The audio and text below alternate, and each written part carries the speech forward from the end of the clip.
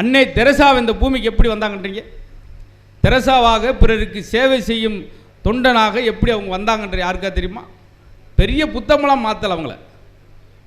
ஒரு ரயில் பயணத்தில் அன்னை தெரசா அவர்கள் படித்த புத்தகம் அல்ல, புத்தகத்தில்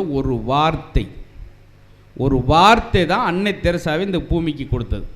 என்ன படித்தாங்க தெரியுமா?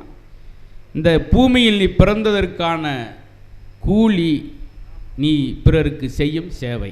இந்த ஒரு வரி தான் அன்னை தெரசாவை உருவாக்கி. அப்போ அவ்வளோ பெரிய ஒரு மனுஷன் இந்த உலகுக்கு கொடுத்தது ஒரு புத்தகங்கள ஒரு வார்த்தை அவ்வளோ மாற்றுது பாருங்க சார். பார்த்தீங்களா? அதை படிச்சுட்டு உடனே கொல்கத்தா வீதியில் சீல் நாற்றம், பக்கத்தில் போக முடியாது.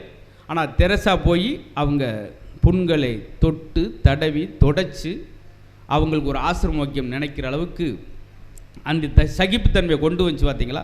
அது மாதிரி நம்ம குழந்தைகள்லாம் அறிவுஜீவிகளாக வளர வேண்டும்.